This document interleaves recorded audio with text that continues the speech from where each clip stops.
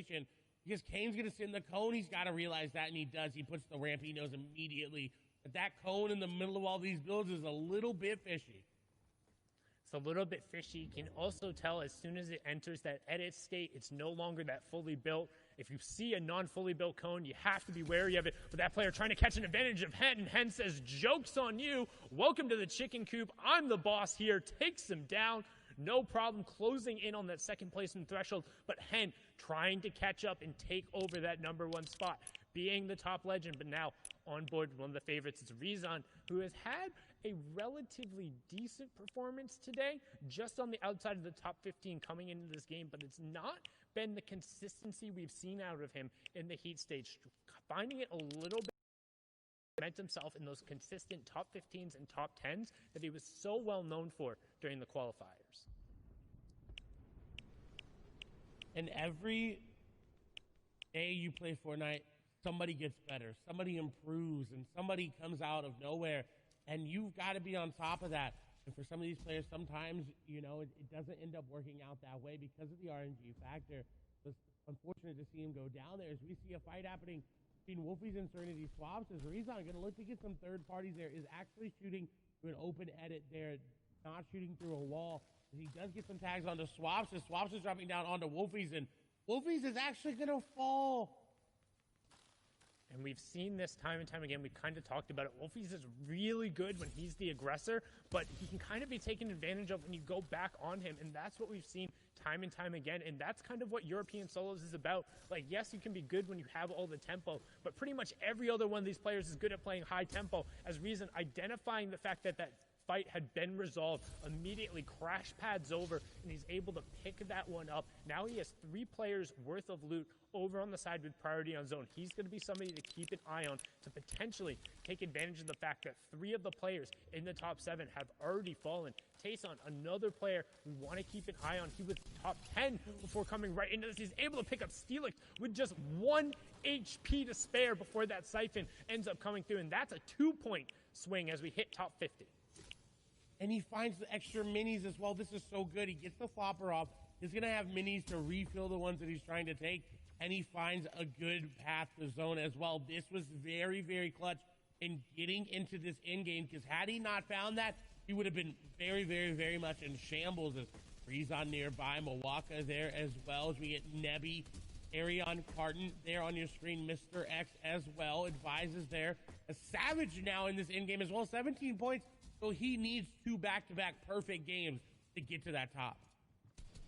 Yeah, and it's somebody who's very good at executing in the mid and the late game. We've seen time and time again 100 Thieves, Mr. Savage, and we've also haven't seen as much as we did before. The peppers in play. When you eat those peppers, you get a huge move speed boost, and it lasts for a minute. So when you get in these late game circles, it gives you a lot more options and a little bit more versatility when you're in these fights. And right now, Savage doesn't have one activated, but using that crash test dummy, hoping to avoid an explosion right here and potentially be the one to cause a little bit of demolition derby. Gonna drop in the box, finds the first shot, finds the second, can't quite convert right now, 5 HP, and he gets taken down. Mr. Savage, 17 points, going to be on the outside looking in when it comes to contesting for the top spot. Both him and Benji, 2 of the fan favorites, effectively eliminated from that Axe of Champions competition. But want to know who's not?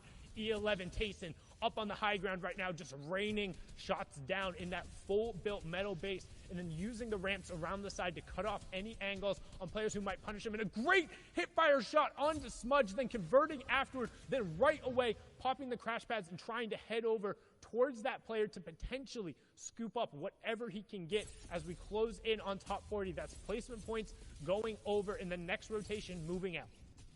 And what a stark contrast where we saw him on the low ground, had high ground all of a sudden, and now fragging out is getting elimination after elimination on 3 now, looking to pick up number for that player. No shields remaining, no builds remaining as well. That's going to be Young Bob going down. Tayson now looking for elimination number 5, not going to be able to get it. He's got a good amount of mats as well. 2 crash pads remaining in the inventory, so he can make it into zone number 7 and 8 as it pulls away from him. He's going to look for any eliminations that he can, but he decides, you know what, I'm going to get ahead of zones, then look back, because that is the best way to find these eliminations, as players are not paying attention to the head of zone.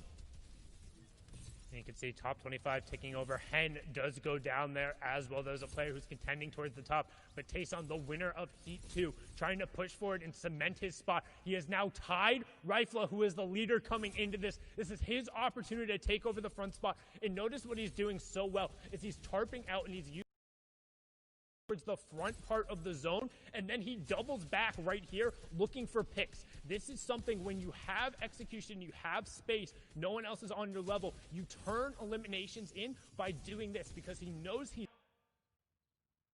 11 player. And he goes into zone to crash right because he wanted to be safe doing it, did not want to risk it. He's got the flopper, so that damage he took is effectively null. He's back up to 200 effective HP, but 18 players remaining. He's going to have to make a play, and he's already looking for high ground. He's second high right now, but the drop down going to ensue. Xui's going to fall there to Milan. The shot's going through. Tayson getting challenged, but he's going to get an elimination there. Again, now on 6th elimination. Bayon going to go down. Flopper Michael going to fall as well.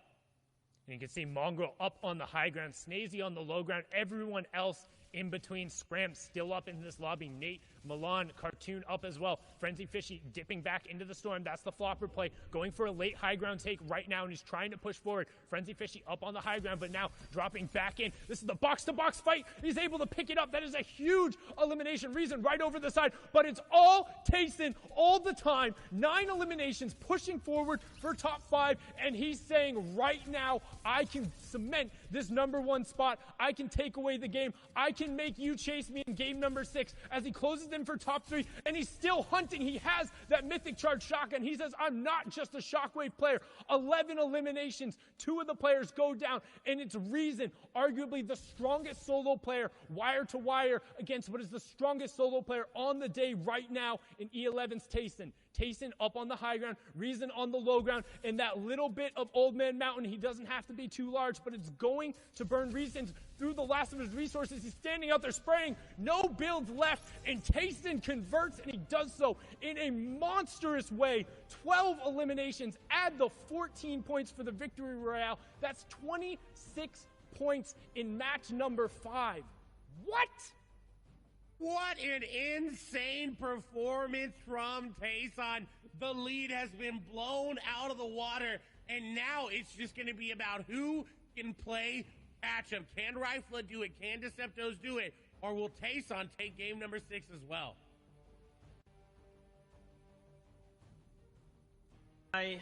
My goodness. Tayson, while we're all sitting here running this marathon, this short baby sprint, he's sitting there letting everyone take off, get that lead. He's like, oh my gosh, no way, everyone's here. They're all running ahead of me. Saves enough in the tank to get the victory royale and the biggest comeback he needed. Ball, what is going on? It was clinical, man. It was absolutely clinical. It felt like every shot was connecting, and he was making all these quick decisions. There wasn't a time in there where he paused, where he took a second to breathe. He didn't stop at all. Foot on the gas, and he takes it all the way up to the top. What a performance from Tayson. I feel like there was one person on his keyboard and a separate person on his mouse because he was playing movement and aim perfectly, Tayson. And that's why I'm going to say he's 100% first place right now, holding stuff off from everyone else. The question is completely right, though. Who can catch up to him? Because he's a pack leader by so many points. Oh, my goodness.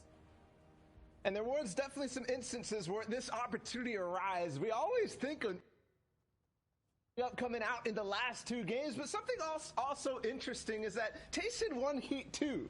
And if you think back to FNCS duos and FNCS squads, both of the winners of Heat 2 in squads, it was Red Rush, Drobbin, Snappy, and Wakey. In duos, it was Andalex and Nate who ended up taking that X of Champions. Now, all of a sudden, it looks like it might happen again. It's his destiny. It's Tayson's destiny to win this entire tournament, this entire region, and it's been decreed. The question is, can anyone flip the story, flip the switch? Rifla, Deceptos, Hen, Reason. It's their last game to have a stand, have a say in it. XP's Thomas, I mean, if Tayson can do it, if he can be at this spot, 20th place, 30th place, and shoot all the way up, any of these guys could too. And they all have the capability. Again, we talk about this quality factor. These guys have made it here. They have fought through the gauntlet. They have what it takes to cement that win. They just have to make it happen. One game left. We thought it's all, Rifle is at the top, and there's no way. And suddenly Tayson said, no, everyone stand aside. My time is right here, right now. And that's what these guys need to do. And don't forget, in the Invitational, it was Janice, Tayson's duo partner, but all of a sudden it seems like the skills have transferred because Tayson has not stopped this weekend. He stands above and beyond the rest of 16 points. But if you looked at that top leaderboard, there's a big question.